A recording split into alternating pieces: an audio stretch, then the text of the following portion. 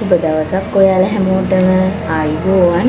අදත් අපි ඔන්න ඔයාලට අපේ ජීවිතය ගැන බෙදා ගන්න තමයි මේ ආවේ. එහෙනම් අද අපි මොකද්ද කතා කරන මාතෘකාව? අද අපි කතා කරමු දුක, සතුට, ඒ වගේම අනුකම්පාව. මේ තුනම ගැන අපි අද කතා කරමු. බලන්න. මොකද මේ දුක කියන්නේ, සතුට කියන්නේ? ඉතින් අපි සතුට ගැන කතා කරමු. මොකද මේ සතුට කියන්නේ? ඇත්තටම සතුටක් කියන්නේ අපි සාමාන්‍යයෙන් අපි කැමති දෙයක් කරනකොට, අපි එදිනෙදා ජීවිතේ අපි කැමතිම දෙයක් කරනකොට, කැමතිම කෑමක් කනකොට, කැමති කොහේම හරි තැනක යනකොට හිතට දැනෙන දේ තමයි සතුට කියන්නේ.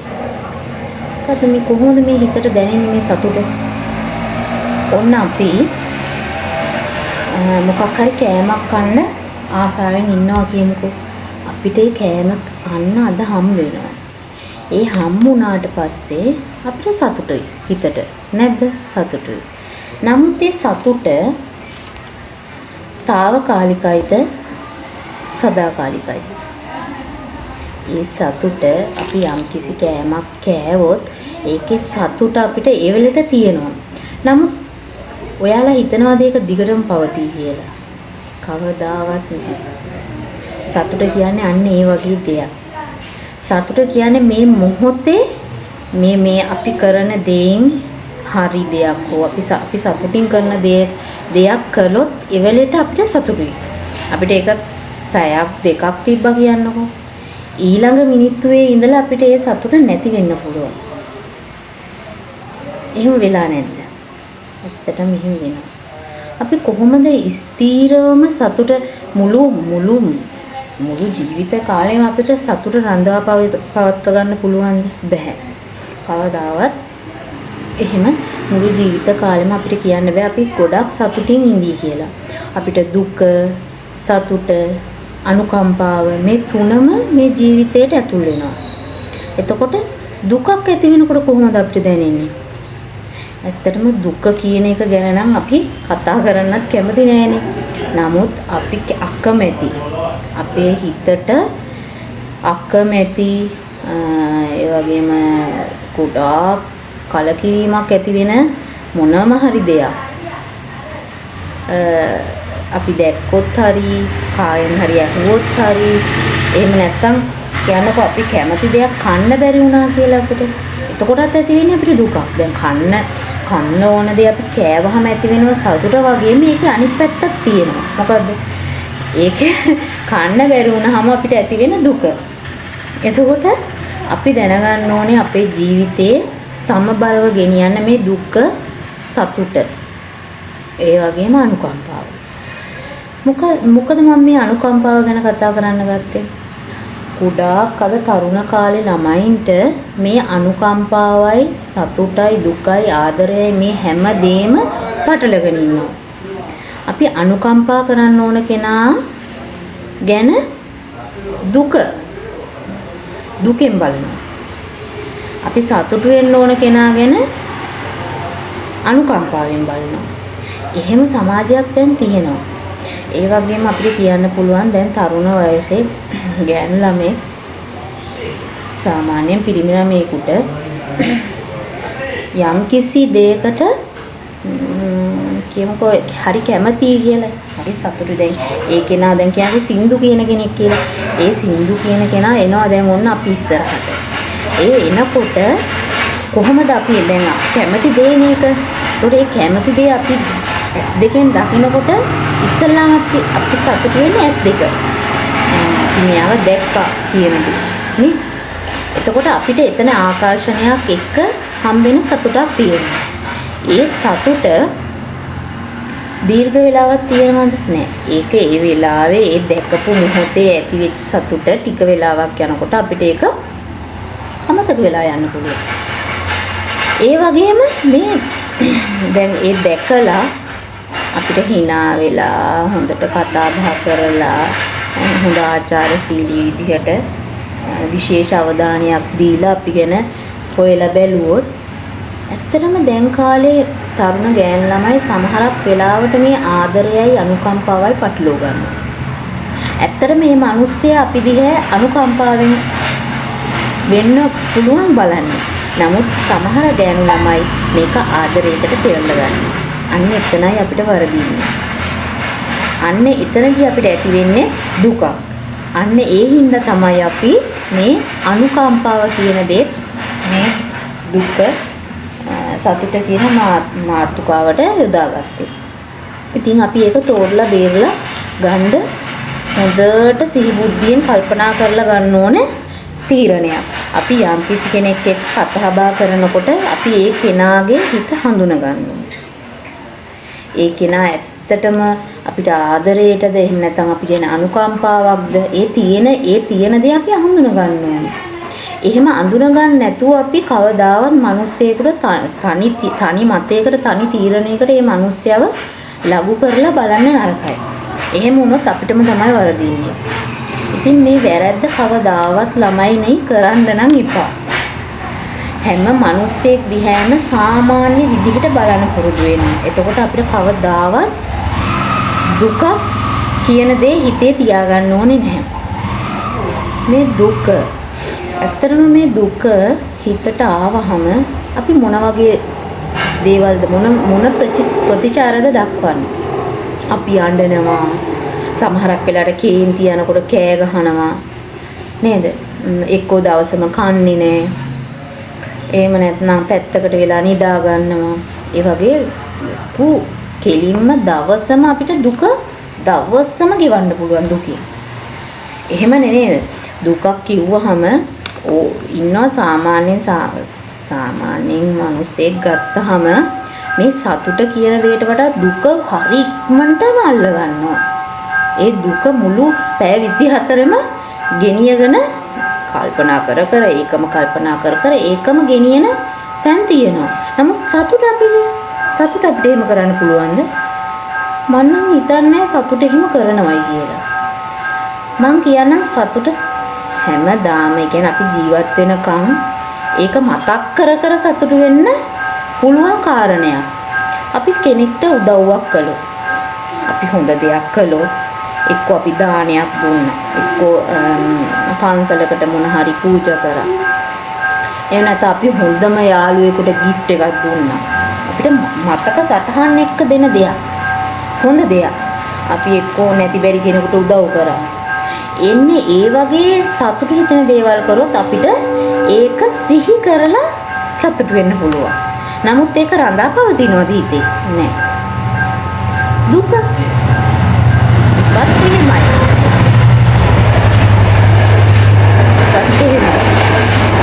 ඒ සතුට වඩා දුක අපේ හිත ගොඩක් කටින් අල්ලගන්නවා. අපි කාර්යයක නිරත වෙනකොට අපිට දුක සතුට දෙක දැනෙන්නේ නැහැ. ඒක දෝලණය වෙනවා හිතේ. නමුත් අපි නිකන් ඉන්න අවස්ථාවක අපි කියන්නකෝ අපි ඉන්නවා වැඩක් නැතුව පාළුවෙන් නිකන් ඉන්න අවස්ථාවකදී අපිට අර අපි කියන්නේ අර මෙමරි එකේ තියෙන පරණ දේවල් මං කිව්වේ එදා වීඩියෝ එකෙත් මෙමරි එකේ තියෙන පරණ දේවල් අලුත් කර අපිට දෙනවා.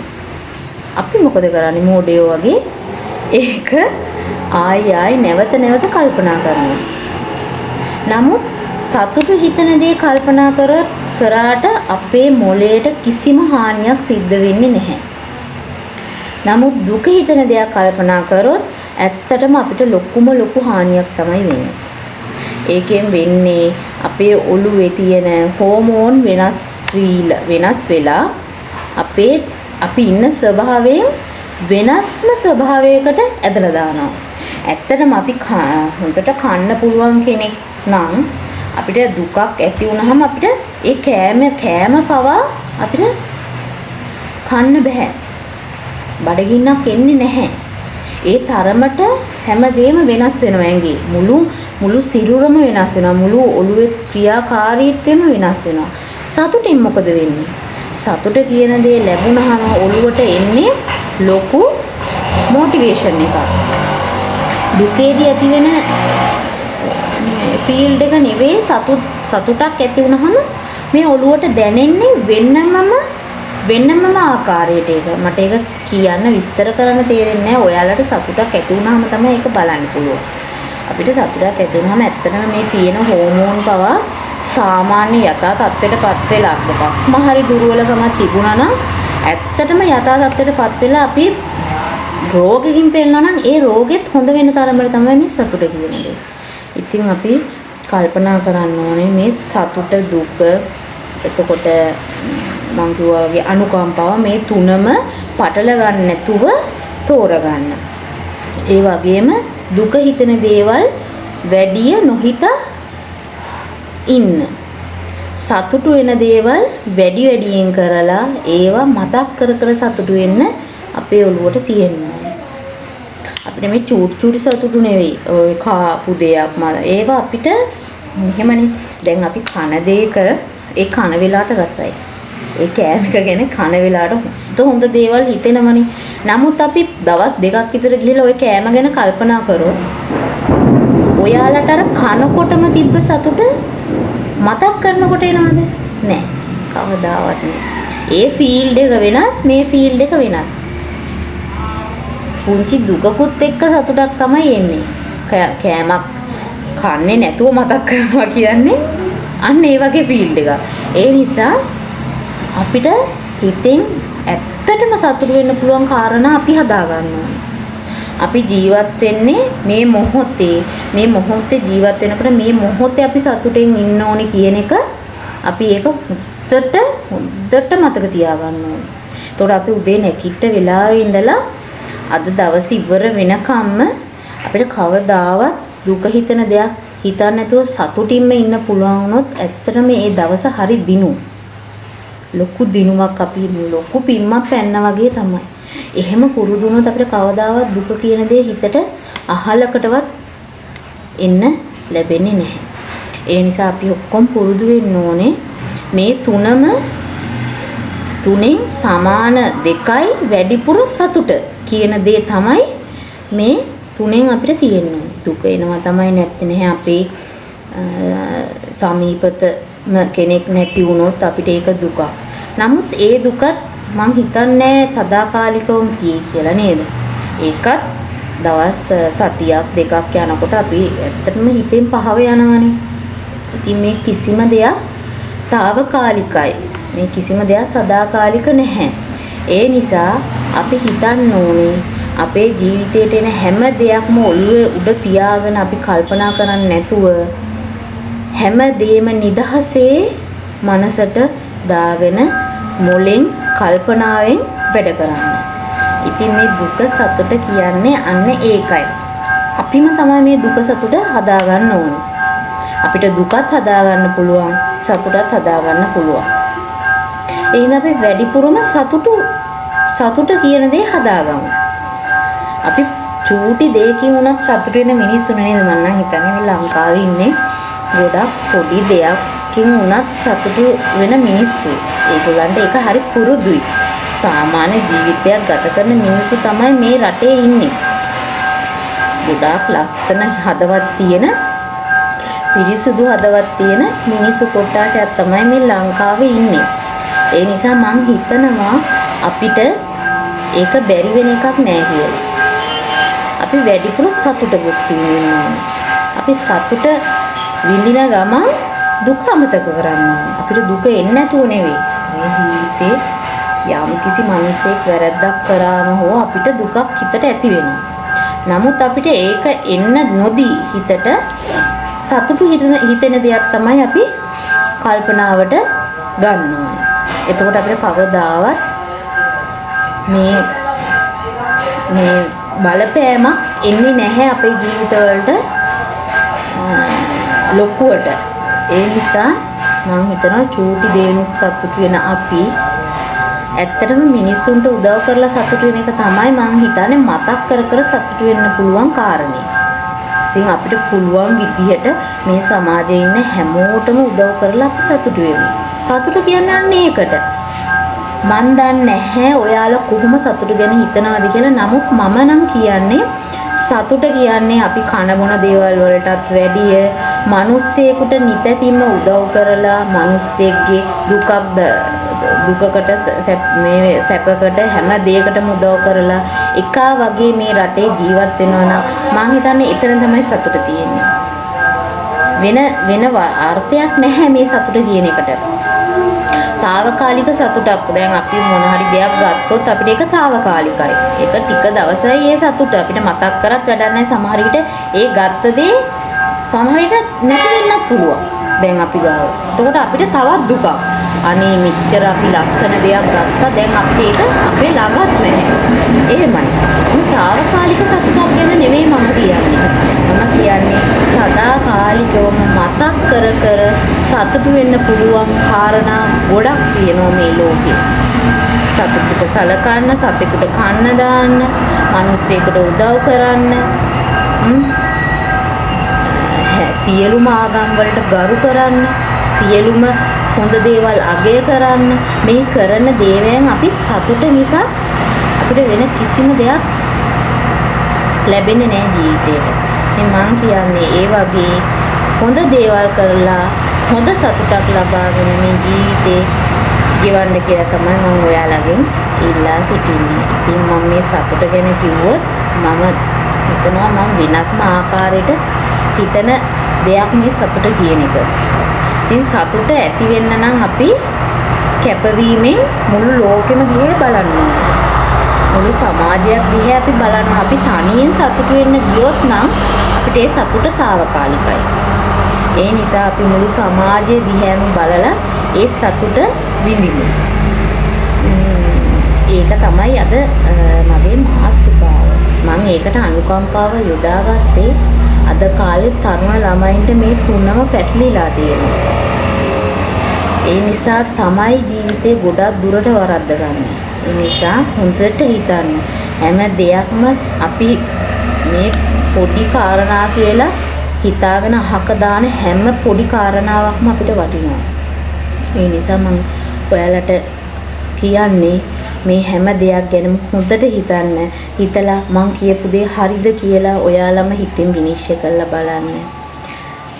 ඉතින් මගේ කතාව අද මෙතනින් මම ඉවර කරනවා. තවත් ලස්සන වැඩසටහනකින් ඔයාලා ඔක්කොම හමු වෙන්න මම ආයෙමත් එනවා. ඔයාලා හැමෝටම සුබ දවසක්. බුදු සරණයි, දෙවි පිහිටයි, විශ්ව මාතාවගේ ආශිර්වාදය හැමදාම ඔයාලට ලැබෙන්න කියලා මම ප්‍රාර්ථනා කරනවා. එහෙනම් ගිහින් ඉන්නම්.